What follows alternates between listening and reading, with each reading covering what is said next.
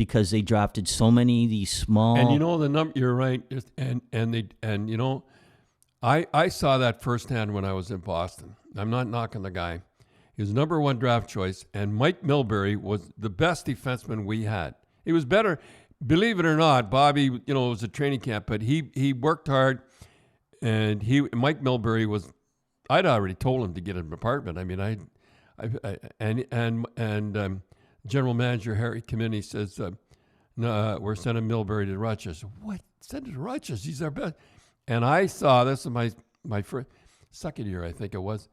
And we kept the number one guy, and he couldn't play defense. Yeah, you and Harry kind of got into a big fight. That's when we started to go downhill. It wasn't quite, but he said Milbury goes to Rochester. I said, what the? Like I didn't quite. And remember when I played, you used to see the guys go up. And they'd be number one draft choice. They couldn't carry some of the guys' jock straps we had, but they'd go up and play in the National Hockey because they were number one draft choice. And a guy like Hoffmeyer, I mean, they picked him up for nothing. Yeah, he'll have it. Well, you had that problem in Colorado too, because they wanted the one guy, and you wanted to keep my job, and you wanted to keep Ron Delorme. Ronnie Delorme. I think he's a chief scout for Vancouver. Yeah. I think so. And he really worked hard. And it was between him and our number one draft choice who floated. I call him Baby Huey. They call that I call him a lot of names. I remember he got knocked out one time, and the doctor said he can't remember who he is. He can't remember. And Rene Robert said, "Tell him he's Wayne Gretzky." Well, anyhow, so it came down to this, and we had a general manager, Ray Miron. And I think about it as I sit here. I remember the guy said, "Can you work with Ray Miron?" And I thought he'd work with me. Yeah, Uncle Rich asked you that.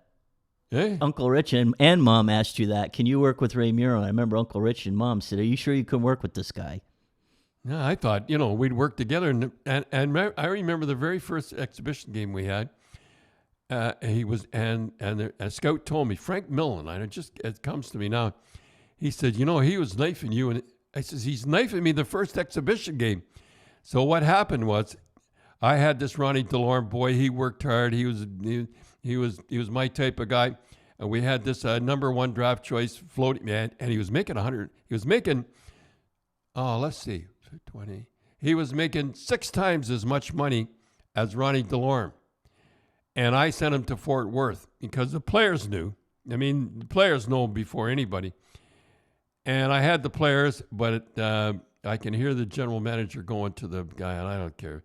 I know he went to him, and he says, "See, there's our number one draft choice. He sends to Fort Worth, and he keeps this guy we got." I knew I was done. I knew I was at training camp. I knew I'd only last 1 year. Yeah, because you said, you've said it a couple of times, that if the players see that you're kind of kowtowing to the general manager's picks, you could be in trouble. The players, they're the first ones that know, and everybody knew, and they call this guy Baby Huey, and he got a nice contract from him. He was the number one draft, number one. Like a high number one, so he would have been second or third overall. Yeah, and they went to see him play. He played pretty good in Kingston. I think he played for Kingston. Same guy. Can I tell a story about the same guy?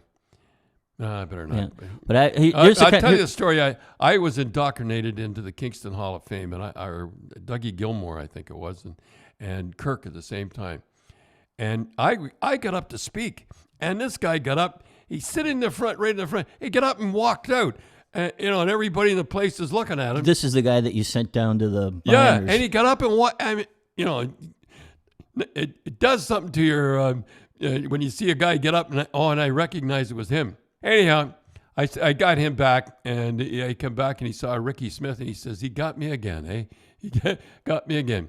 So, well, anyhow, that was the one when I was number one draft choice, and I'm rambling on here. But one story I like to tell about what kind of guy Ronnie Delorme was, I remember he got in a fight with Dave Semenko. Remember he fought Dave Semenko? Yeah. And, Ron was big, but he wasn't as big as Semenko. Oh, no, he was only... Semenko hit him so hard, his helmet popped straight up in the air.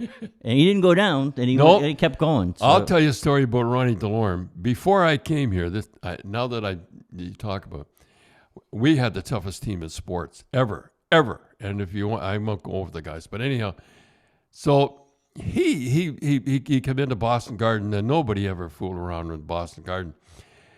And he gets a goal for Colorado, and he goes over by the bench. He goes to one knee, and he pulls out as if he was a native, eh? And he pulled out as if a native and an arrow, and he pulled it, out of the back and shot it at our bench. I said, "Did you see what I just saw?" And he fought 3 guys. I think he fought Terry. I think he fought John Winsink, Terry O'Reilly, John Winsink, and I forget somebody else. And by God, I said, I knew I liked him right from the start. And Ronnie DeLorme Boyne, he's a chief scout. Yeah. And we know, Steve, that when Dad's mad, sometimes he takes it out on other things. So then you went on the air between periods after there was a fight between Colton Orr and Lucic. So you're on Boston TV with Mike Milbury. And they had done a big deal. That was Nesson. They flied on Cherian and, When you're like that, I think, I wonder what he was really angry about. I wonder what happened before. So I remember Lucic, he was just a kid, and he's fighting at Horton. It was Colton Orr, wasn't it? Colton Orr, yeah. And that was bad. He didn't want to fight Orr, because Orr was big. They got into a fight, and Orr really corked him. And broke his nose, and he kind of hid behind behind the linesman a little bit. And I got on television with Mike Milbury, and I forget the girl's name. Yeah. Anyhow, it was a girl. I think she's still on both on television. Well, no, not Mike. Mike, he said something that. Mike. Yeah, she's still there. Both you guys are gone. Yeah, so. I'm gone. So he'll be back next year.